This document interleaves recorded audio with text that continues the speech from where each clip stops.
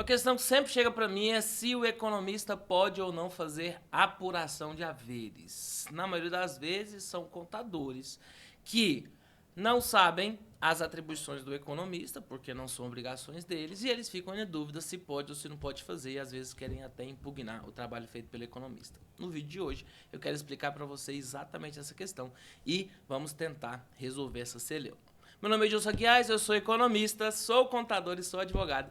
E no vídeo de hoje eu quero explicar para você sobre como que funciona essa atuação do perito economista nas apurações de haveres. Para iniciar nossa conversa, eu quero trazer um julgado do STJ, que ele vai falar sobre a atuação do economista na avaliação dos haveres de uma sociedade. E aí, o STJ, a situação é a seguinte: o economista fez o trabalho, apresentou o valor que a empresa deveria valer naquela determinada data e as partes falaram que não, esse economista não poderia fazer a avaliação porque ele não era o contador. E aí essa questão chegou lá no STJ para o STJ analisar a situação e veja só como que o STJ analisou a situação.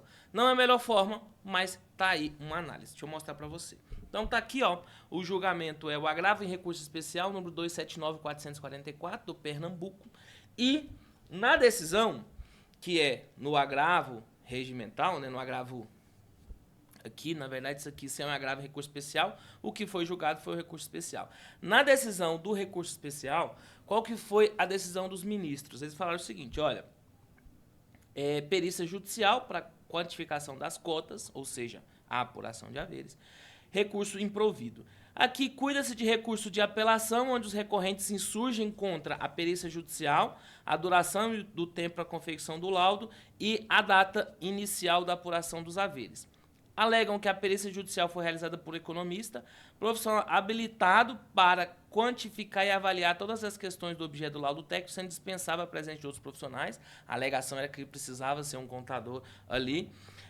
Outra questão, né, que a parte justificou que a perícia tinha que ser anulada porque demorou muito. Não, que a perícia se arrastou por quase 3 anos ante a complexidade do caso a ser avaliado e também pela recusa dos apelantes em fornecer os documentos necessários para fazer o trabalho do expert. Ou seja, 3 anos o cara ficou trabalhando e eles ainda queriam anular o trabalho do cara ainda. Por fim, quanto à questão do marco, foi o último momento, aí o juiz decidiu que era o último momento em que havia a quebra, que antes de haver a quebra do affect societatis, né, ou seja, o último ato feito pelo sócio. Eles entraram com o agravo no recurso especial desse julgado e a questão é o seguinte: olha, requereram, afirmaram que a perícia foi realizada por perito inábil, que não possui a competência adequada para o laudo, que viola o artigo 25, a linha C do Decreto-Lei 9295 de 46.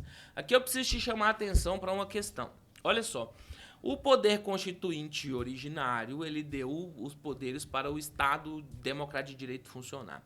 E esse Estado Democrático de Direito, ele passou poderes para outras pessoas. Por exemplo, eu tenho lá o Poder Legislativo, o Poder Executivo e o Poder Judiciário. O Poder Legislativo, nas suas atribuições, é o responsável por fazer as leis. E, em fazendo as leis, ele falou o seguinte: cara, a fiscalização das profissões fica muito difícil para o Estado fazer por si mesmo a fiscalização das profissões. Então vamos fazer o seguinte: vamos atribuir a algumas autarquias especiais o direito e a obrigação de fiscalizar essas profissões. Ele vai ter o direito de cobrar anuidades, mas ele tem a responsabilidade de fiscalizar essas profissões. E aí criaram diversas profissões, todas do mesmo tamanhozinho, tá? Então eu tenho aqui a contabilidade, eu tenho a economia, eu tenho a administração, eu tenho a engenharia, a medicina, a arquitetura, todas do mesmo tamanhozinho, todas com o mesmo poder. E ele falou para cada conselho de fiscalização profissional: faz o seguinte, ó, você vai ser o responsável por vigiar essa determinada categoria profissional. E o Conselho de Fiscalização Profissional passa a ser responsável por emitir normas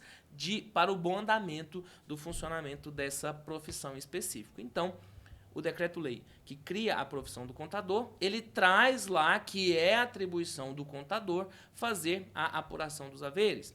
Agora, vem uma outra lei, que é o decreto-lei dos economistas, que ele fala o seguinte: olha, na verdade é a lei 1411, mas ele foi regulamentado por um decreto em 52. Ele vem falando o seguinte: olha, ao COFECOM vai caber fiscalizar a profissão dos economistas e definir as atribuições. E o COFECOM, por meio da sua competência, falou que os economistas também podem fazer a apuração dos haveres.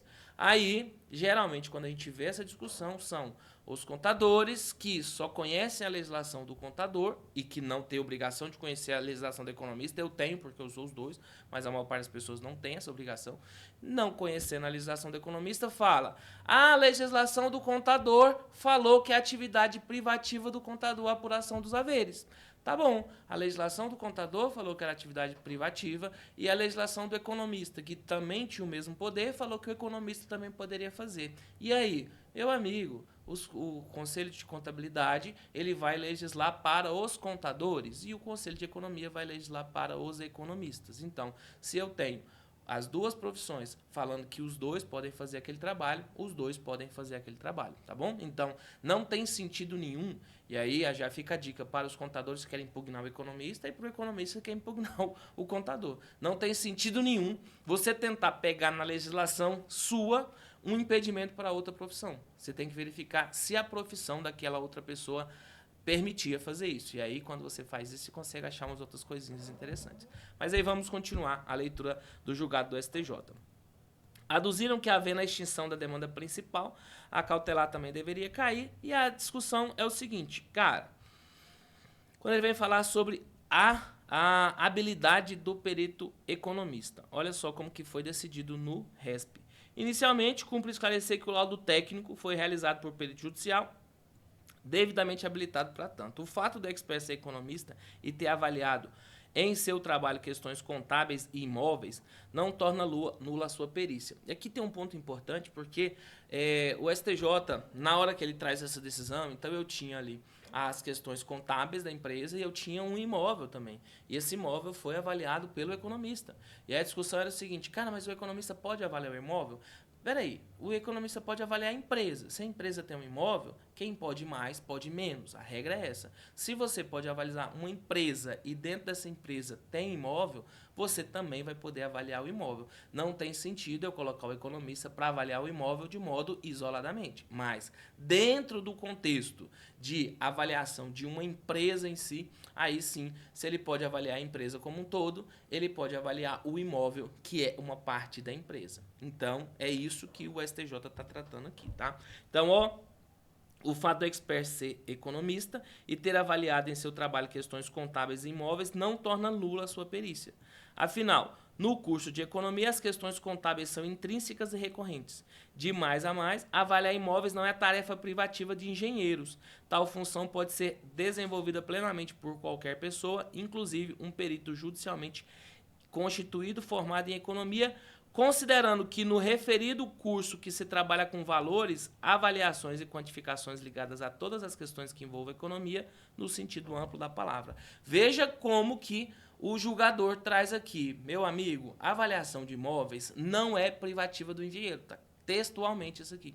Por que não é privativo do engenheiro? Ah, Edilson, mas lá na legislação do engenheiro fala que a avaliação de imóveis é privativa dele. Pois é, mas na legislação do economista, na legislação do contador, fala que eu posso avaliar o acervo patrimonial. E se dentro do acervo patrimonial tem um imóvel, se eu posso avaliar o todo, eu posso avaliar a parte também. Isso aqui é importante para você, contador, para você, economista, que às vezes você vai receber uma impugnação aí do engenheiro falando, os engenheiros são ferrenhos nessa questão, do engenheiro falando que você não pode fazer a avaliação do imóvel, que a avaliação do imóvel tinha que ser feita pelo engenheiro. Agora está tão complicado que até a avaliação de máquinas, os engenheiros estão falando que só eles podem fazer a avaliação de máquinas, só eles podem valorar as máquinas e tudo mais. Não, nada disso, nada disso. Se você pode valorar a empresa como um todo, uma máquina que está dentro dela, você pode, um imóvel que está dentro dela, você pode também, pela regra de quem pode mais, pode menos. E o STJ confirma isso. Por isso que é importante você ter esse julgado. E aí o que você vai fazer? Vai voltar no início do vídeo para você pegar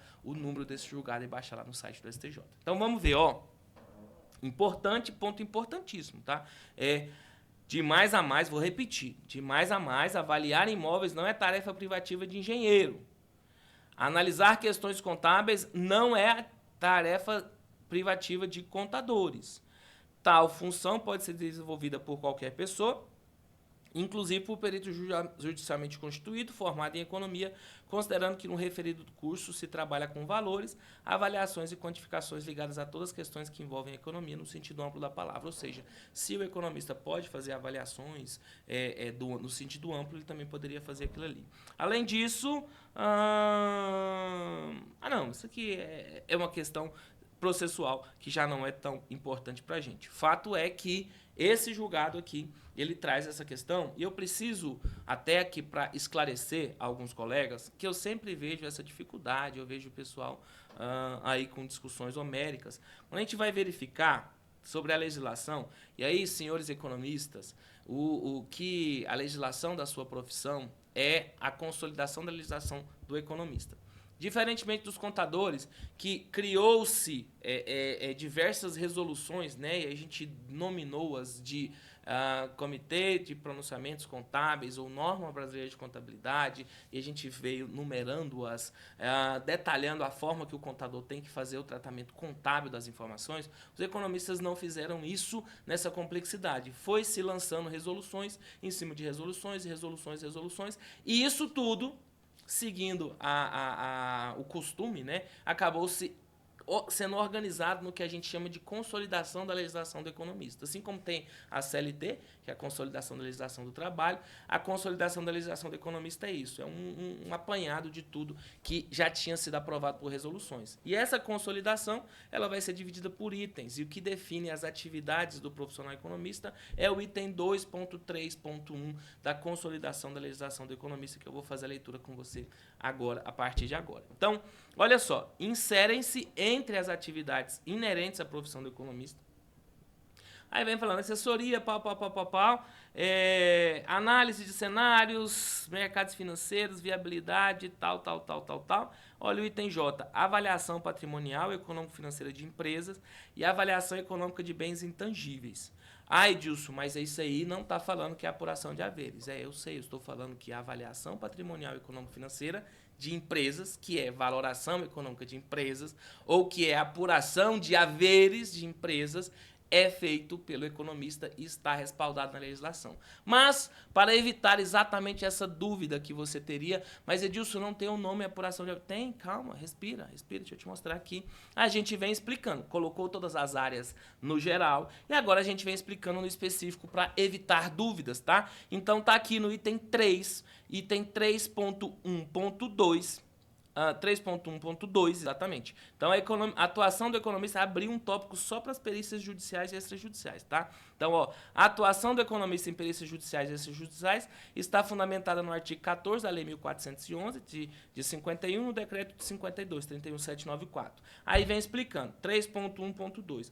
A atuação do economista no campo da perícia judicial, podendo ser objeto de avaliação, exame e vistoria nos livros ou documentos contábeis. Veja, o economista não elabora os livros, mas ele faz a análise, ele faz a vistoria.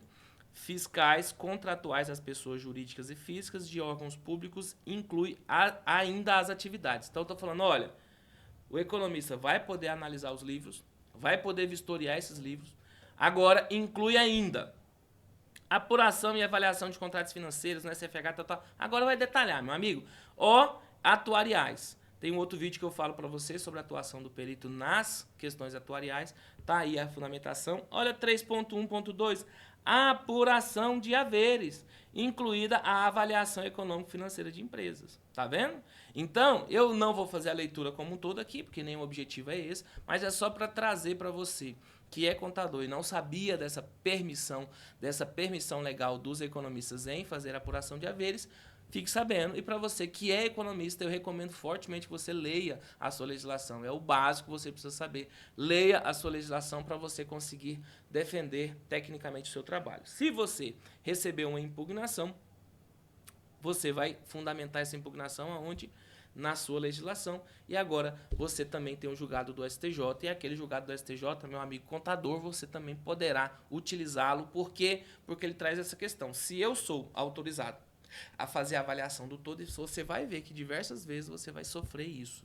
O engenheiro tentando tirar o seu trabalho, ou falando que você não pode fazer avaliação de imóveis e nem avaliação de imóveis. E aí, esse julgado vai servir exatamente para isso. Espero que eu tenha te ajudado. Se você gostou desse vídeo, curta esse vídeo, comente, compartilhe com algum colega que precisa saber, se inscreva no canal para você receber as notificações também. Se você concorda, você que discorda, ou muito pelo contrário, você não tem nenhuma opinião, comenta aqui embaixo ou comenta outros assuntos que você gostaria de ver aqui no canal. Um grande abraço para você, eu te vejo na próxima aula. Até mais.